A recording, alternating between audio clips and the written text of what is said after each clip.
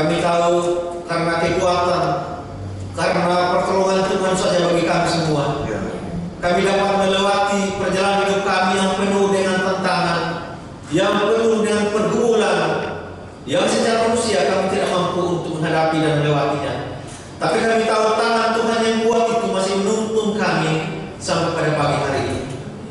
Dan kami rindu lagi ya Tuhan, kekuatan firman-Mu menolong kami lagi, supaya kami hidup di atas dasar firman-Mu, mempercayai firman-Mu, memegang teguh firman-Mu dalam kehidupan kami.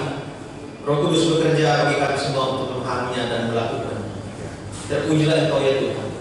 Dalam nama Tuhan Yesus kami berdoa. Amin. Amin. Salam, selamat pagi dan selamat hari Minggu bagi jemaat yang dikasihi oleh Tuhan Yesus Kristus.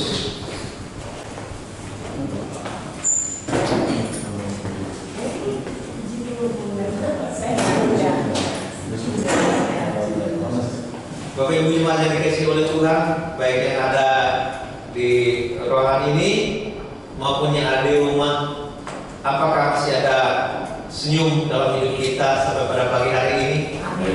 Oke. Kalau masih ada senyum berarti masih ada harapan, masih ada tanda-tanda kesabaran. Bapak Ibu, mari kita membaca firman Tuhan. Saya mengajak kita membaca firman Tuhan bagi kita pada pagi hari ini dari Galatia pasal 5 ayat yang ke-22 dan juga Amsal pasal 25 ayat yang ke-15. Ada demikian firman Tuhan bagi kita. Namun buah roh ialah kasih, sukacita, damai sejahtera, kesabaran, kemurahan, kebaikan, kesetiaan. Amsal pasal 25 ayat 15. Dengan kesabaran seorang penguasa dapat diyakinkan dan lidah lembut mematahkan tulang. Bapak Ibu jemaat yang dikasihi oleh Tuhan Yesus Kristus, kata kesabaran ini mudah sekali untuk dikatakan, gitu ya. Kita jujur, kita manusia menghadapi pergumulan-pergumulan yang ada dalam kehidupan kita, yang menjadi pertanyaan, apakah kesabaran itu masih mendapat ruang? Apakah kesabaran itu masih hadir ketika kita menghadapi pergumulan tantangan? Atau sudah tidak sabar lagi? Kesabaran disingkirkan. Ini menjadi pertanyaan bagi kita. Kita boleh evaluasi diri atau audit diri kita masing-masing, keluarga kita ya. Apakah kesabaran itu masih ada, masih hadir, atau sudah hampir tidak ada? Ya. Saya kira memang tidak gampang. Ada suatu peristiwa dalam kelompok doa dan diminta untuk menyampaikan pokok doa dari masing-masing anggota yang hadir. Pak, Bu, apa pokok doanya? Doakan kesehatan, doakan pendidikan anak, doakan macam-macam lagi. Tapi Pak, mohon jangan minta doakan supaya Tuhan berikan kesabaran, katanya begitu. Kenapa Pak, Bu? Kok takut kalau berdoa minta kesabaran? Bukannya itu hal yang baik, yang bagus. Pak, kalau Tuhan kasih kesabaran, nanti Tuhan berikan ujian. Saya takut untuk menghadapinya dan saya tidak bisa untuk menjalaninya. Artinya dia takut terhadap kesabaran. Dia trauma terhadap kesabaran. Sampai mengatakan, Pak, janganlah doa minta Tuhan berikan kesabaran. Bayangkan Bapak Ibu. Saya kira pengertian seperti ini perlu kita luruskan ya Bapak Ibu ya. Apakah pergumulan itu memang tidak ada lagi? Kalau pergumulan tidak ada, tidak apa-apa. Kita berdoa supaya tidak boleh ada kesabaran lagi, ya Bapak Ibu ya. Jadi kesabaran itu beriringan, berjalan bersama-sama dengan tantangan pergumulan yang kita hadapi dalam kehidupan ini. Jadi tidak bisa kita meminta supaya Tuhan tidak kasih kesabaran, gitu ya, dengan alasan takut tidak sanggup menghadapinya, menjalaninya. Hanya sebenarnya itu takut menghadapi pergumulan sebenarnya, itu ya Bapak Ibu. Ya, tapi pada pagi hari ini, apapun kejadian kita alami, pergumulan apapun, sebenarnya Tuhan sudah berikan kata kunci atau kemenangan dan kata kesabaran.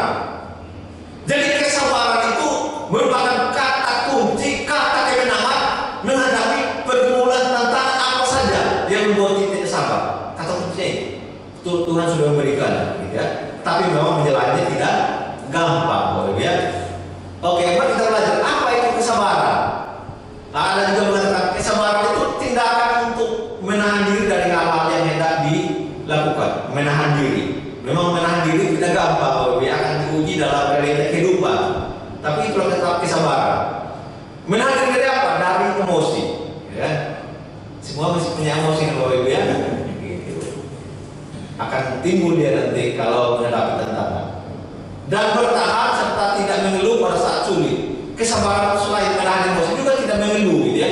Pada saat menghadapi tantangan, kesulitan, ekonomi, kesulitan apa saja itu juga dapat menahan diri. Orang yang sabar itu dapat menahan diri.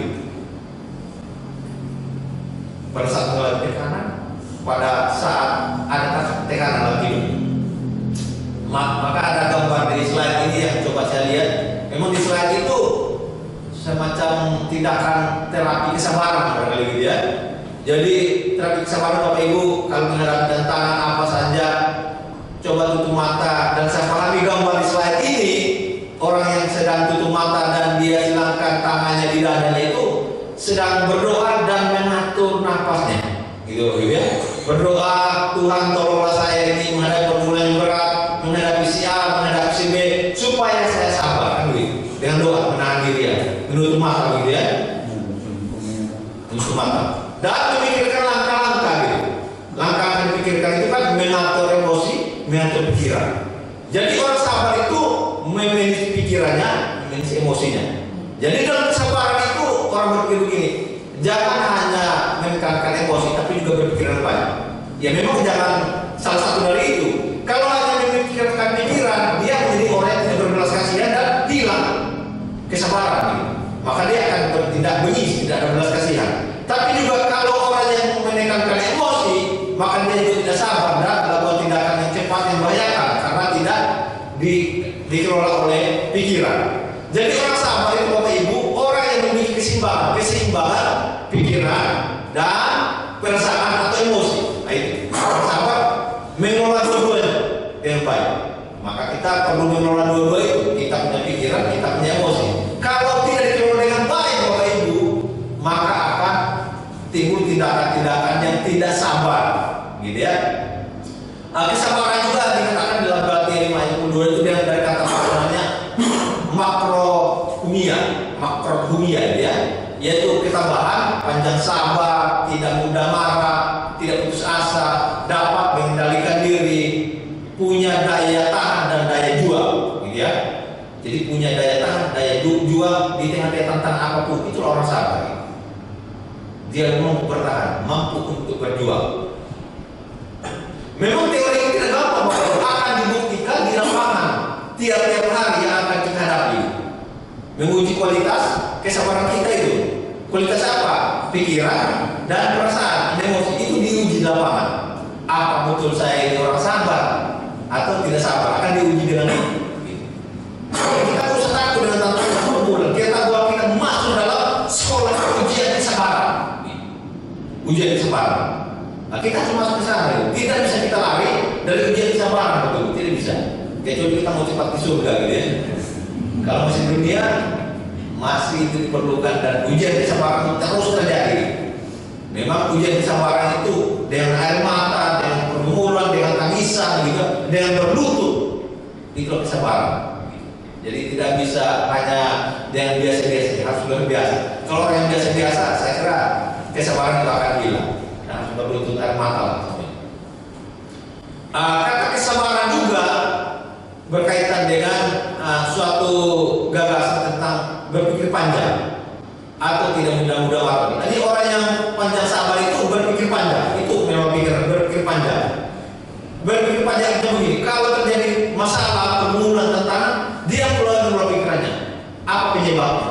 Bagaimana saya harus bertindak? Kalau bertindak begini salah atau tidak salah? Kan begitu. Itu kan mengelola pikiran itu.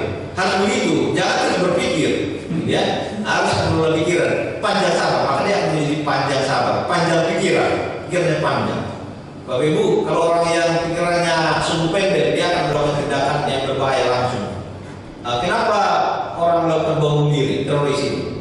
Ya, dilabelkan orang teroris itu sungguh pendek, berpikir pendek ya, tidak berpikir panjang. Pokoknya kalau dia memiliki tekanan, dia marah, ya dia cepat untuk membunuh orang dengan cara membom. Itu artinya tidak berpikir panjang, maka kita harus berpikir panjang. Apa akibatnya, apa dampaknya bagi saya, bagi keluarga saya, bagi orang lain. Nah itu perlu pertanyaan-pertanyaan seperti itu, orang yang berpikir panjang, gitu ya Bapak Ibu ya. Sabar juga menunjukkan kemampuan untuk mempertahankan keadaan pikiran yang mencirikan ketenangan dan pengendalian diri. Orang sabar juga masuk ke dalam ketenangan dan pengendalian diri, gitu ya orang sabar. Jadi tidak cepat melakukan reaksi, gitu ya, mengelola diri dan mengendalikan diri. Bahkan ketika dalam tekanan yang luar biasa atau dalam keadaan yang sulit sekalipun, ada ancaman, ada bahaya dan sebagainya, gitu ya. Dia kesabaran itu perlu hadir di sana. Ya. Jadi kalau ada ancaman, ada pergumulan, tentang ingat Bapak Ibu, kesabaran mengelola emosi, mengelola pikiran. Itu aja kata singkatnya barangkali supaya tidak terlalu sulit, gitu ya. Nah jadi memiliki kekuatan emosi dan kestabilan emosi, gitu ya. Nah itulah orang yang sabar. Orang yang sabar itu dikatakan juga orang yang memiliki emosi yang besar, yang luar biasa, yang tingkatnya tidak biasa, gitu ya, di atas rata-rata, di atas orang yang luar biasa, gitu ya. Orang yang sabar itu memiliki tingkat kecerdasan emosi dan pikiran di atas rata-rata. Gitu. Tapi menghasilkan itu perlu sekolah juga, mengelola emosi, mengelola pikiran dia. Jadi memang dua topik, mengelola emosi, mengelola pikiran. Ya kalau kita mau boleh juga kita bahas itu ya. Mungkin dalam 19 menit mengelola emosi, mengelola pikiran, karena ini hal yang sangat dalam begitu. Dua hal itu saya katakan sebenarnya, Ibu. Jadi memang harus masuk dalam sekolah itu sehingga kita memiliki emosi dan pikiran di atas rata-rata sehingga menjadi orang sabar. Orang tidak sabar itu emosi di bawah rata-rata. Dan lagi itu ada orang pintar, ada orang bodoh kan? Orang bodoh itu pasti dia tidak sabar. Itulah karena tingkat emosi dan pikirannya itu di bawah rata-rata. Akhirnya apa dia menjadi bodoh? Karena tidak mau masuk dalam sekolah kesabaran itu tadi, mengelola emosi, mengelola pikiran. Memang tiap hari sekolah sekolah kehidupan ya. Nah, dia atur dalam kehidupan tiap hari. Jadi emosi itu harus diatur seperti itu Bapak Ibu ya. Ya, apakah kita memang masih panjang sabar ya gitu ya? Saya kira gambar ini mari kita praktek. Kalau terjadi suatu pengalaman saya Bapak Ibu, kalau melihat sesuatu itu saya beda dengan gambarnya seperti ini. Saya tidak Tuhan tolonglah saya ini kalau gitu. Langsung bereaksi gitu ya. Yang tadi dengan nada keras lah atau dengan kata yang kasar lah kata begitu kan. Tipe kita. Tapi orang sabar itu dengan senyum, tutup mata, silangkan tangan di dada, sabar. Ini berkata di sini sabar ya. Sabar ya gitu ya. Dan berdoa gitu ya. Nah, tangan di dada. Boleh praktek ini sabar ya terhadap istri saya, terhadap suami saya. Tuhan tolonglah dia, Tuhan tolonglah saya. Itu tindakan terapi gitu ya. Tapi kita kan kadang juga silangkan tangan di dada ya. Tangan kita di orang. Atau kepala tangan kita di muka orang gitu ya. Itu beda. Itu terapi emosi gitu ya. Jadi mari kita belajar terapi emosi. Bapak Ibu nanti kalau di rumah, kalau suami atau istri itu yang menjadi tantangan bulan kita silakan tangan di dada, kita mata, kita berdoa gitu ya. Suami juga gitu, tangannya di sini. Supaya tangan tidak ke pipi istri atau suami gitu ya, sambil berdoa. Apa Ibu? Sikap dan reaksi kita meresponi suatu kejadian yang dihadapi itu atau dialami itu menyatakan karakter kita Bapak Ibu. Akan terlihat apa kita itu orang sabar pandang. Dalam gambar ini kan suami emosi, dia mau tempelin istrinya. Saya katakan di tangan itu bukan di dada tapi mau di pipi istri. Begitu juga istri.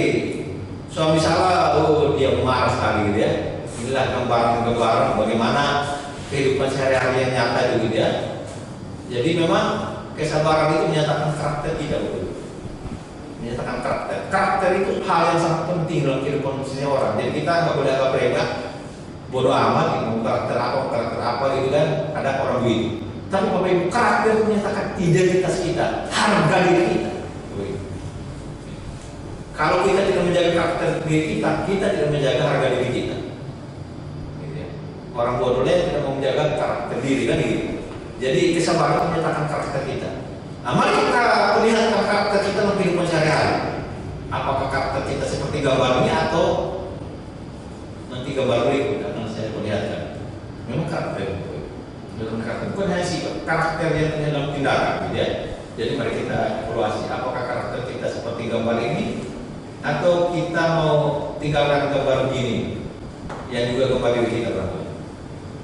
Yang berikut, mari kita praktekkan dengan saling menunjuk apakah arti dan makna serta maksud dari gambar ini. Kepal buat begini ya, telunjuk ini ya, telunjuk. Kamu harus sabar, gitu kan? Kamu harus sabar.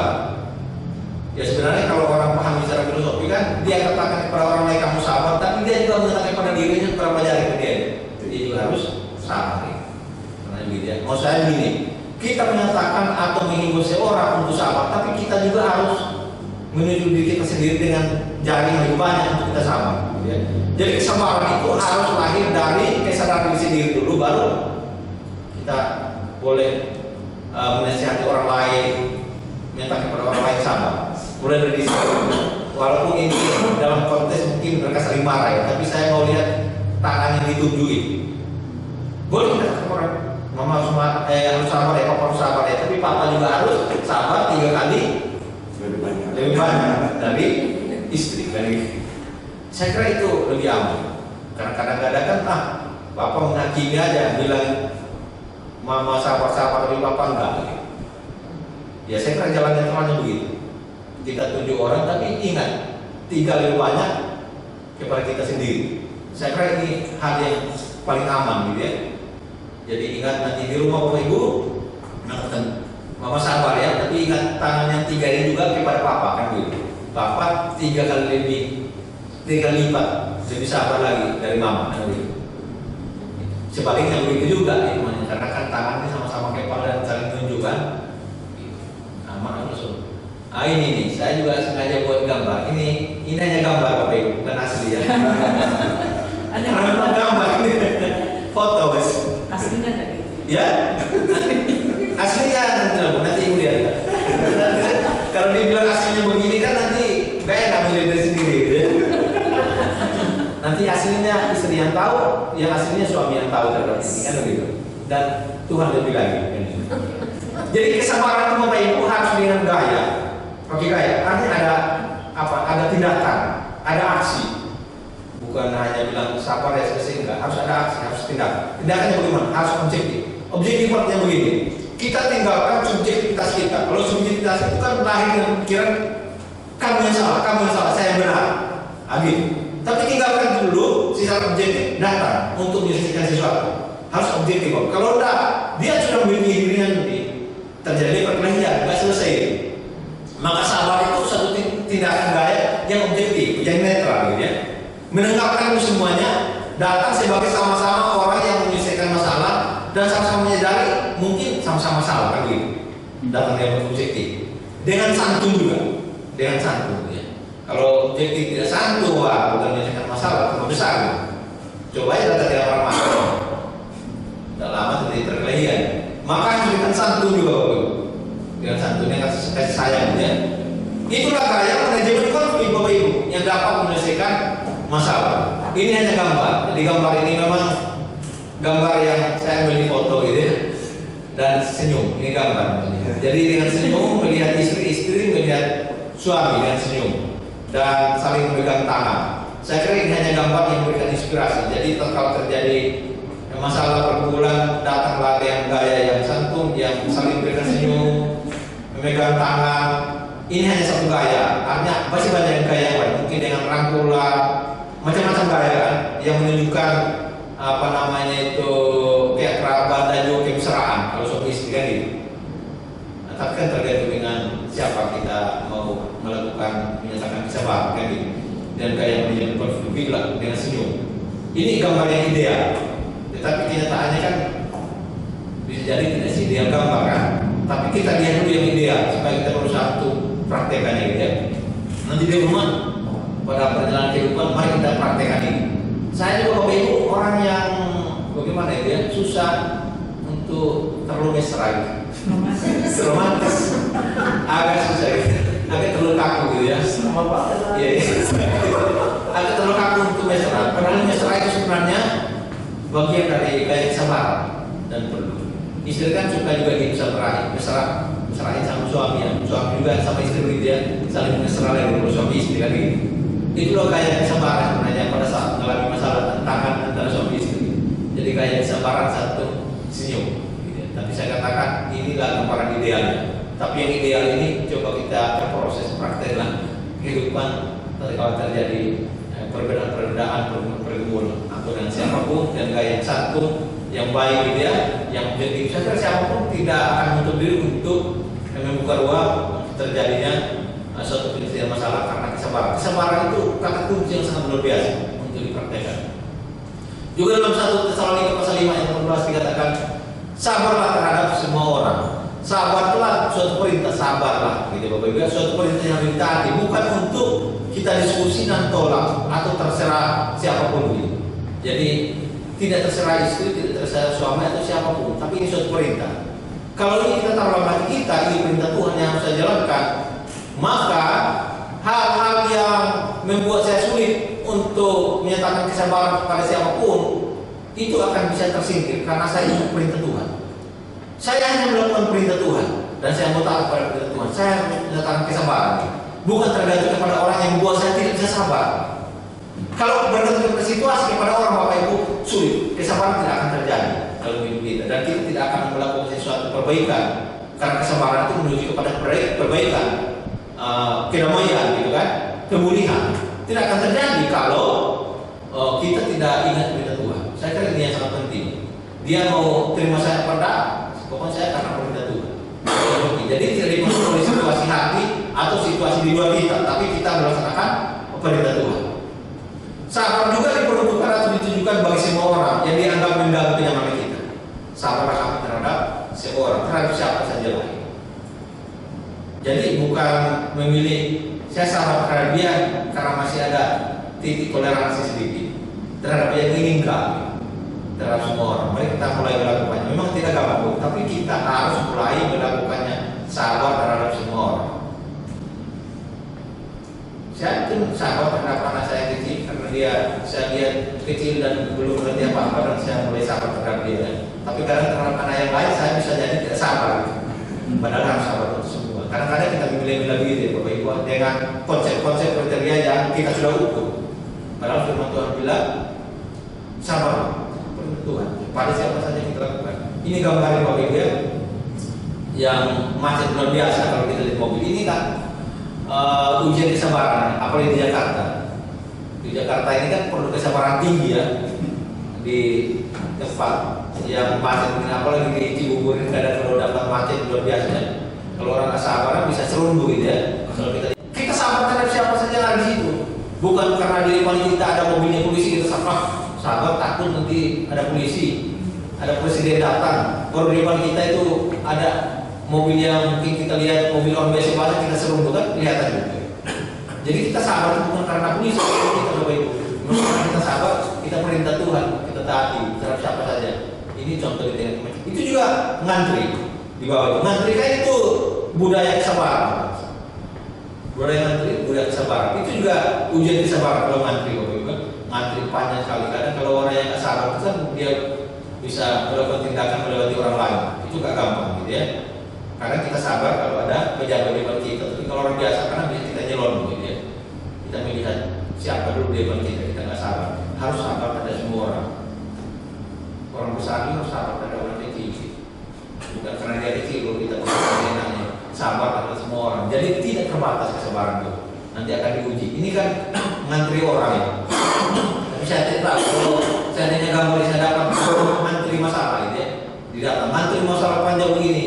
Apa kita bisa sabar menunggu masalah itu satu-satu selesai sampai kita ke depan kan gitu. Ngantri, masalah juga ngantri ya. Tapi ini kan suatu simbol yang membutuhkan kesabaran. Masalah belum selesai, datang lagi masalah ini. Mau ngantri nggak tunggu sabar atau mau mengambil tindakan yang berbahaya ya. Dalam Amsal 19 ayat 11 akal budi membuat seseorang panjang sabar dan kemuliaannya memaafkan pelanggaran. Jadi panjang sabar akan tercipta bila otak difungsikan untuk berpikir dengan jernih dan tidak dikuasai oleh emosi dan kemarahan pada saat terjadi tekanan dan pergumulan. Jadi dampak dari panjang sabar itu akan terjadi pemulihan hubungan karena ada saling memaafkan satu yang lain, memaafkan pelanggaran, yaitu yang mengganggu kesabarannya. Jadi jelas firman Tuhan lama saksi dikatakan akan budi membuat seorang panjang sabar. Jadi akan budi itu membuat seorang panjang sabar. Orang yang berpikir dengan jernih itu panjang sabar. Jadi jangan tinggalkan otak pada saat terjadi masalah. Otak kita harus pakai, kita harus kelola. Firman Tuhan sudah jelas mengatakan ini, sehingga kemuliaannya memaafkan pelanggaran dan masalah itu.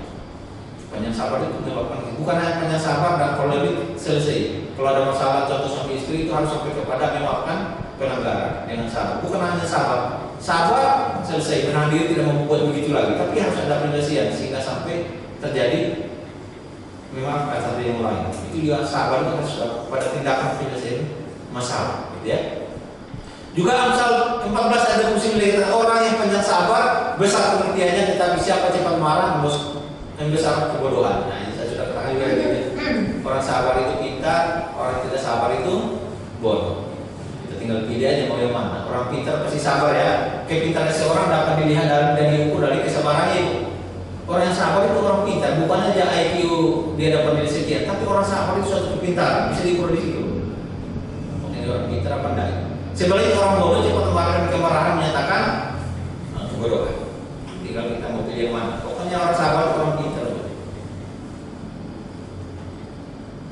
Gambar ini tadi saya lupa ya. Dua orang yang sedang saling marah ya. Satu senyum melihat temannya marah dia, tapi satu dia teriak mulutnya bukan. Kenapa? Karena di otaknya dia sudah pemikiran yang penuh di otaknya membunuh gitu kan, mengintimidasi yang marah-marahin. Tapi orang yang senyum menghadapi orang yang marah itu karena dia ada boro di dalamnya. Tapi di gambar sebelumnya ada buku di dalam, di gambar itu kan gambar ya. Artinya orang yang terpelajar, orang yang bisa mengatur pikirannya, orang terpelajar. Orang terpelajar itu menghadapi orang yang marah dia senyum dan dia senyum santai dan juga mengambil solusi yang tepat, tidak terpancing gitu ya. Itulah orang yang sabar. Jadi kalau menghadapi orang begini dimanapun kita mau dimarahin, jangan kita terpancing juga. Jadi kita perlu senyum, kita orang pintar, gitu ya, orang terpelajar, melakukan pikir yang baik, gitu ya. Otak kita di sebelumnya ada buku sekian banyak, itu kan ikon di gambarnya. Tapi saya masukkan boro. Kalau orang Kristen ada boro di otaknya itu, ya. Di hidupnya. Jadi dalam beberapa orang yang sabar itu pasti ada boro. Tapi orang yang tidak sabar itu penuh dengan gambar-gambar yang pemikiran-pemikiran yang jahat yang kotor itu. Nah, kita tipe yang mana? Apa yang ada di otak kita, pikiran kita? Apakah boro? Apakah saya ini orang pintar, berpikir jernih, ataukah orang yang berpikir jahat? Ya, kita lihat sih. Saya kira orang Kristen harus punya pemikiran yang ada boro, pemikiran ada hal-hal rohani di dalam di otaknya gitu ya, sehingga dia dapat berpikir dari yang baik. Dan situlah muncul kesabaran. Di kesabaran itu orang yang bergoroh di dalam pikirannya, dalam hidupnya, gitu ya. Jadi ini juga nih orang bodoh dan orang pintar. Orang pintar itu kan punya buku semua di dalam pikirannya, orang intelektual itu maksudnya. Tapi orang bodoh itu kosong gitu. Bahkan di kepalanya hitam dan rambut, gitu. Penuh dengan kegelapan. Ya tinggal kita lihat gitu. Kita ini orang pintar, terpelajar apa lagi? Atau kita orang yang tidak terpelajar gitu ya. Orang sabar berbeda kualitasnya dengan pemarah gitu ya. Kalau dalam Amsal 15 dan 18 dikatakan pemarah membagikan pertengkaran, tetapi orang yang panjang sabar memadamkan pertengkaran. Jadi orang sabar itu dihadiri sebagai peacemaker, pendamai gitu ya. Yang mana kita menyatakan kesabaran kita itu hadir bagaimana membawa suatu kedamaian, pemulihan di tengah-tengah di mana ada kekacauan gitu ya. Jadi kita tidak ikut mengacaukan dan menjadi provokator, itu juga golongan orang bodoh. Tapi kita orang yang punya kesabaran. Firman Tuhan jelas gitu ya, dapat menyelesaikan pertengkaran. Jadi orang sabar itu orang sangat dibutuhkan, sangat penting dalam kehidupan keluarga, dalam kehidupan masyarakat, bangsa negara ini gitu ya. Perlu orang sabar itu, dan siapa itu? Saya kira kita semua. Jadi menjadi pembawa damai dan bukan menjadi pembawa masalah. Agama ini juga merupakan suatu kekuatan sekelompok orang yang memegang tangannya dengan tangan cinta gitu ya. Jadi punya kekuatan bersama-sama memegang tangan sebagai tanda kesatuan dan kedamaian. Saya kira itulah simbolnya. Orang sabar semuanya dengan penuh cinta dan penuh kasih. Memang kesabaran itu beriringan dengan cinta dan kasih. Ya.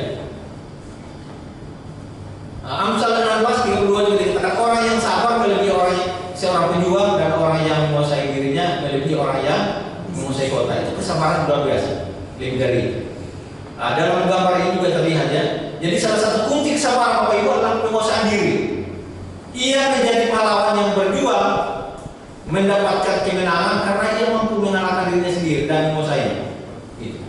Jadi menguasai diri sendiri itulah peperangan kita yang paling utama, yang penting diri kita dulu. Jadi lihat gambar Bapak Ibu ya. Ada satu laki-laki, dia dimarahi oleh dua orang perempuan dari kiri dari kanan. Bayangkan. Gitu ya. Saya juga tahu apakah gambar ini istri pertama satu, istri kedua satu, atau pacar pertama satu, pacar kedua satu, dan dia oleh mereka ini kebesarannya. Tapi dari gambar ini saya menyatakan begini, ada yang marah dari kiri kanannya, tapi dia sedang duduk dan berdoa, begini ya. Nah, kita maknai itu lah, jangan berpikir gambar yang lain. Pokoknya dia berdoa, gitu ya. Bagaimana dia berfokus kepada Tuhan dan minta kesabaran kalau menghadapi. Inilah orang yang sabar, gitu ya. Kiri kanan boleh teriak, tapi dia tidak mau terpancing, gitu ya. Dia tetap fokus pada Tuhan. Itulah orang yang cerdas, kesabaran. Kesabaran juga dalam Amsal 25:15, dia kesabaran seorang penguasa dapat diyakinkan dan tidak lembut mematahkan tulang. Itu juga yang dalam bacaan kita. Jadi kesabaran itu kunci dan kekuatan untuk dapat meyakinkan dan melembutkan orang yang susah untuk diyakinkan. Bapak Ibu, penguasa itu kan orang besar ya, tidak sembarang orang meyakinkan dia punya kekuasaan. Dikatakan juga seperti tulang gitu ya, yang keras gitu ya. Nah, karena dia punya kuasa politik dan segala macam, itu kan susah untuk diyakinkan, gitu ya. Jadi untuk meyakinkan dia yang susah untuk diyakinkan karena harga dirinya, karena posisi, karena kedudukannya itu hanya kesabaran, kata firman Tuhan.